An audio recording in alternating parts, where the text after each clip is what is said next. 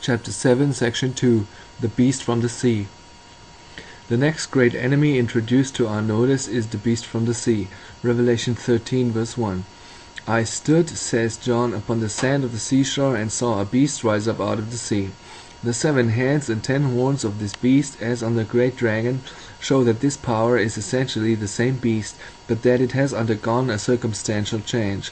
In the old Babylonian system, after the worship of the god of fire, there speedily followed the worship of the god of water or the sea. As the world formerly was in danger of being burned up, so now it was in equal danger of being drowned. In the Mexican story it is said to have actually been so. First, say they, it was destroyed by fire, and then it was destroyed by water. The Druidic mythology gives the same account, for the bards affirm that the dreadful tempest of fire that split the earth asunder was rapidly succeeded by the bursting of the lake Leon, when the waters of the abyss poured forth and overwhelmed the whole earth. In Greek we meet with the very same story. Diodorus Siculus tells us that in former times a monster called Aegides, who vomited flames, appeared in Phrygia. Hence, spreading along Mount Taurus, the conflagration burned down all the woods as far as India, then with a retrograde course swept the forests of Mount Lebanon, and extended as far as Egypt and Africa. At last a stop was put to it by Minerva. The Phrygians remembered well this conflagration and the flood which followed it. Ovid too has a clear allusion to the same fact of the fire worship being speedily followed by the worship of water, in his fable of the transformation of Cycnus. He represents King Cycnus, an attached friend of Phaeton, and consequently of fire worship, as after his friend's death, hating the fire and taking to the contrary element, that of water, through fear, and so being transformed into a swan. In India the great deluge, which occupies so conspicuous a place in its mythology, evidently has the same symbolical meaning, although the story of Noah is mixed up with it, for it was during that deluge that the lost Vedas, or sacred books, were recovered by means of the great god under the form of a fish. The loss of the Vedas had evidently taken place at that very time of terrible disaster to the gods, when, according to the Purans, a great enemy of these gods called Durgu abolished all religious ceremonies. The Brahmins, through fear, forsook the reading of the Veda. Fire lost its energy, and the terrified stars retired from sight. In other words, when idolatry, fire worship, and the worship of the host of heaven had been suppressed, when we turn to Babylon itself, we find there also substantially the same account. In Berosus the deluge is represented as coming after the time of Aloros, or the god of fire, that is, Nimrod, which shows that there too this deluge was symbolical. Now out of this deluge emerged Dagon, the fish god, or god of the sea. The origin of the worship of Dagon, as shown by Berosus, was founded upon a legend that at a remote period of the past, when men were sunk in barbarism, there came up a beast called Oannes from the Red Sea, or Persian Gulf, half man, half fish, that civilized the Babylonians, taught them the arts and sciences, and instructed them in politics and religion. The worship of Dagon was introduced by the very parties, Nimrod of course excepted, who had previously seduced the world into the worship of fire.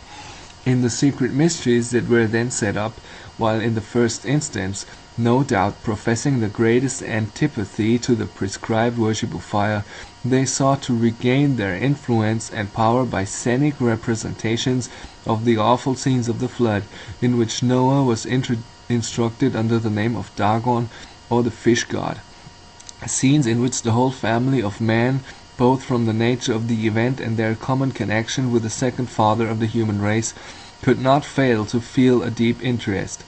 The concoctors of these mysteries saw that if they could only bring man back again to idolatry in any shape, they could soon work that idolatry so as substantially to re-establish the very system that had been put down. Thus it was that as soon as the way was prepared for it, Tammuz was introduced as one who had allowed himself to be slain for the good of mankind. A distinction was made between good serpents and bad serpents, one kind being represented as the serpent of Agathodemon, or the good divinity, another as the serpent of Kakodemon, or the evil one.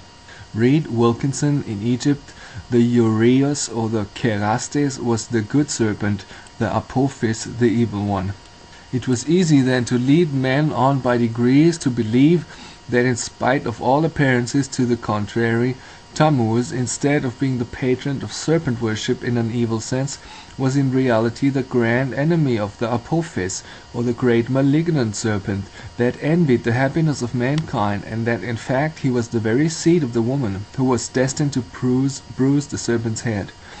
By means of the metempsychosis, it was just as easy to identify Nimrod and Noah, and to make it appear that the great patriarch, in the person of this his favorite descendant, had graciously condescended to become incarnate anew, as Dagon, that he might bring mankind back again to the blessings they had lost when Nimrod was slain. Certain it is that Dagon was worshipped in the Chaldean mysteries, wherever they were established, in a character that represented both the one and the other. In the previous system, the grand mode of purification had been by fire. Now it was by water that men were to be purified. Then began the doctrine of baptismal regeneration, connected, as we have seen, with the passing of Noah through the waters of the flood. Then began the reverence for holy wells, holy lakes, holy rivers, which is to be found wherever these exist on the earth, which is not only to be traced among the Parsis, who along with the worship of fire, worship also the Zereparankard, or the Caspian Sea, and among the Hindus in India, who worship the purifying waters of the Ganges, and who count it the grand passport to heaven to leave their dying relatives to be smothered in its stream, but which is seen in full force at this day in Popish Ireland, in the universal reverence for holy wells, and the annual pilgrimages to Loch Derg, to wash away sin in its blessed waters, and which manifestly lingers also among ourselves in the popular superstition about witches, which shines out in the well-known line of Burns, a running stream they dorn across. So much for the worship of water. Along with the water worship, however, the old worship of fire was soon incorporated again. In the mysteries, both modes of purification were conjoined. Though water baptism was held to regenerate, yet purification by fire was still held to be indispensable. And long ages after baptismal regeneration had been established, the children were still made to pass through the fire to Moloch. This double purification, both by fire and water, was practiced in Mexico, among the followers of Wodan. This double purification was also commonly practiced among the old pagan Romans, and in course of time almost everywhere throughout the pagan world. Both the fire worship and serpent worship of Nimrod, which had been put down, was re-established in a new form, with all its old and many additional abominations besides. The name Tammuz, as applied to Nimrod or Osiris, was equivalent to Alorus, or the god of fire, and seems to have been given to him as the great purifier by fire. Tammuz is derived from tam, to make perfect, and muz, fire, and signifies fire, the perfecter, and the perfecting fire, the purifying fire. To this meaning of the name, as well as to the character of Nimrod as the father of the gods, the Zoroastrian verse alludes when it says, "All things are the progeny of one fire.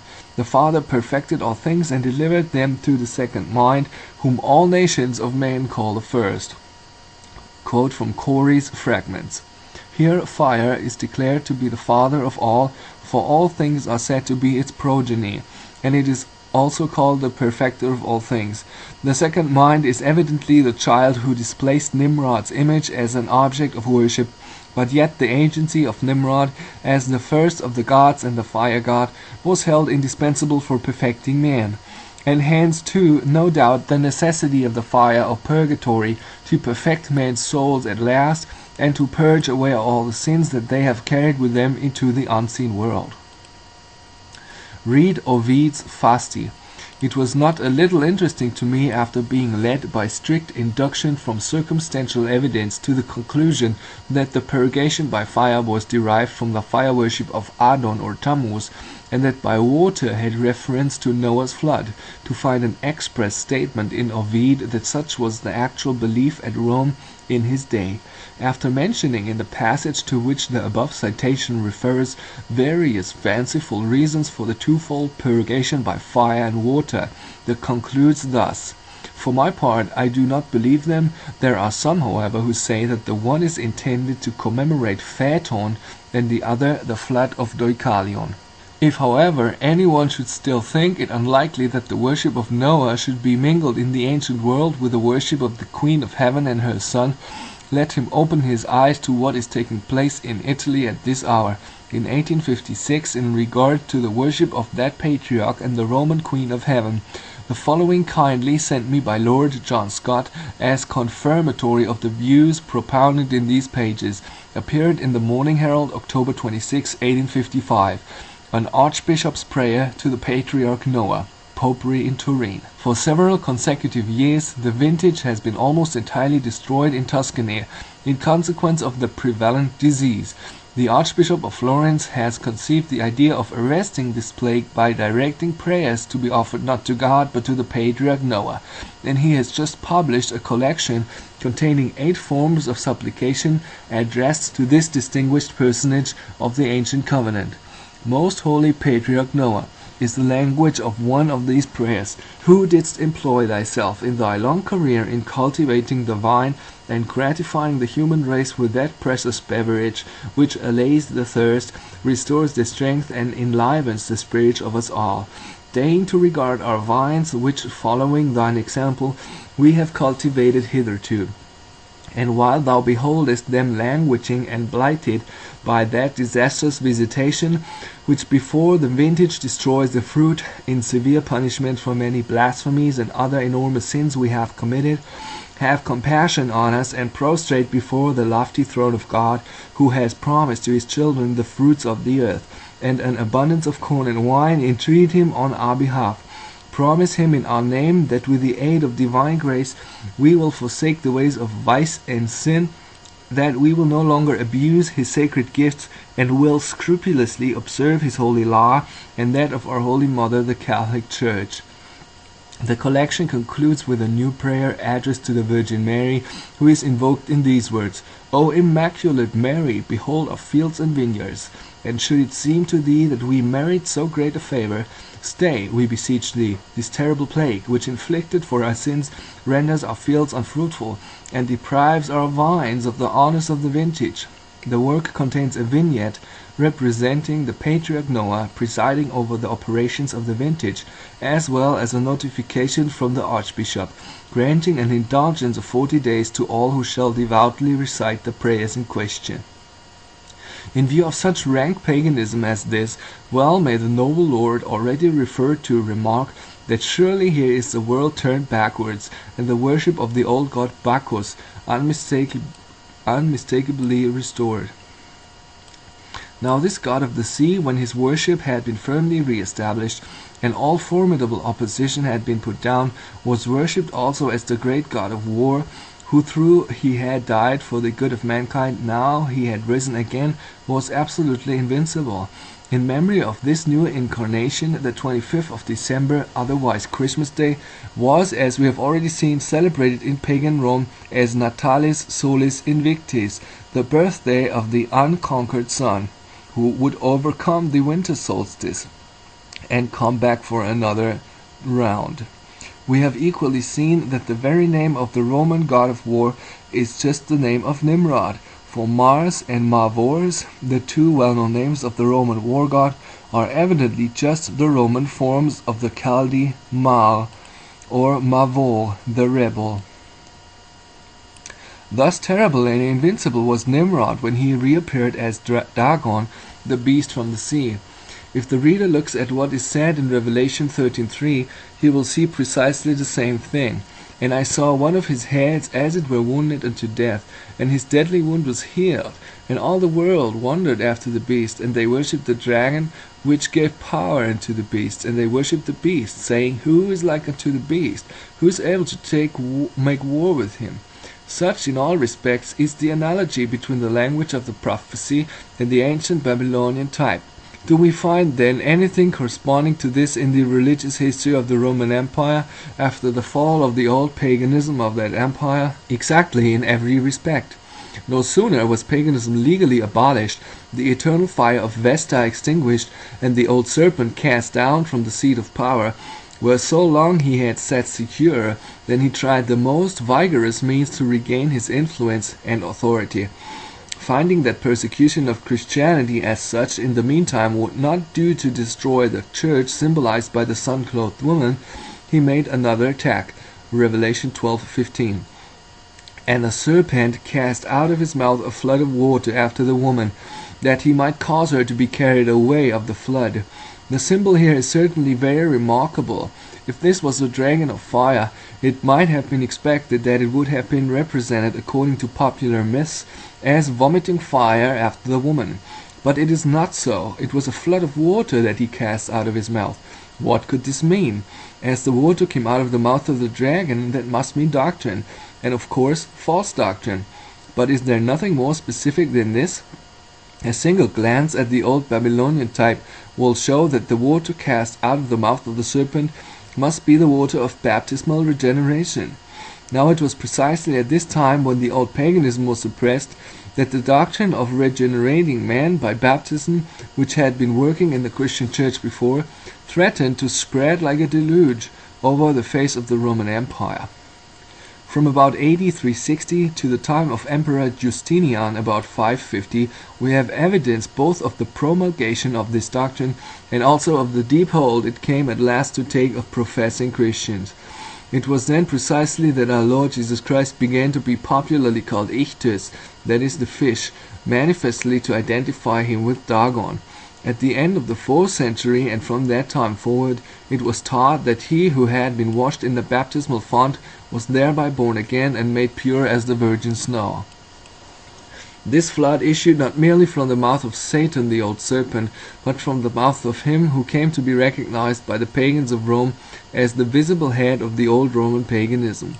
When the Roman fire worship was suppressed, we have seen that the office of Pontifex Maximus, the head of that paganism, was abolished. That was the wounding unto death of the head of the fiery dragon. But scarcely had that head received its deadly wound when it began to be healed again. Within a few years after the pagan title of Pontifex had been abolished, it was revived, and that by the very emperor that had abolished it, and was bestowed, with all the pagan associations clustering around it, upon the Bishop of Rome, who from that time forward became the grand agent in pouring over professing Christendom first the ruinous doctrine of baptismal regeneration, and then all the other doctrines of paganism derived from ancient Babylon. When this pagan title was bestowed on the Roman bishop, it was not as a mere empty title of honor it was bestowed, but as a title to which formidable power was annexed. To the authority of the Bishop of Rome in this new character, as Pontifex, when associated with 5 or 7 other bishops as his counselors, bishops and even metropolitans of foreign churches over extensive regions of the West, in Gaul, France, not less than in Italy, were subjected, and civil pains were attached to those who refused to submit to his pontifical decisions. Great was the danger to the cause of truth and righteousness when such power was by imperial authority vested in the Roman bishop, and that a bishop so willing to give himself to the propagation of false doctrine. Formidable, however, as the danger was, the true church, the bride, the Lamb's wife, so far as that church was found within the bounds of the Western Empire, was wonderfully protected from it. That church was for a time saved from the peril, not merely by the mountain fastnesses in which many of its devoted members found an asylum, as Jovinian, Vigilantius, and the Waldenses, and such like faithful ones, in the wilderness among the Cottian Alps and other secluded regions of Europe, but also not a little by a signal interposition of divine providence in its behalf. That interposition is referred to in these words, Revelation 12:16. The earth opened her mouth and swallowed up the flood which the dragon cast out of his mouth. What means the symbol of the earth's opening its mouth? In the natural world, when the earth opens its mouth, there is an earthquake, and an earthquake, according to the figurative language of the Apocalypse, as all admit, just means a great political convulsion. Now, when we examine the history of the period in question, we find that the fact exactly agrees with the prefiguration, that soon after the Bishop of Rome, because pontiff, and as pontiff set himself so zealously to bring in paganism into the church, those political convulsions began in the civil empire of Rome, which never ceased till the framework of that empire was broken up and was shattered to pieces. But for this the spiritual power of the papacy might have been firmly established over all the nations of the West, long before the time it actually was so. It is clear that immediately after Damasus, the Roman bishop, received his pontifical power, the predicted apostasy from 1 Timothy 4:3, so far as Rome was concerned, was broadly developed. Then were men forbidden to marry and commanded to abstain from meats. The celibacy of the clergy was enacted by Siricius, Bishop of Rome, in AD 385.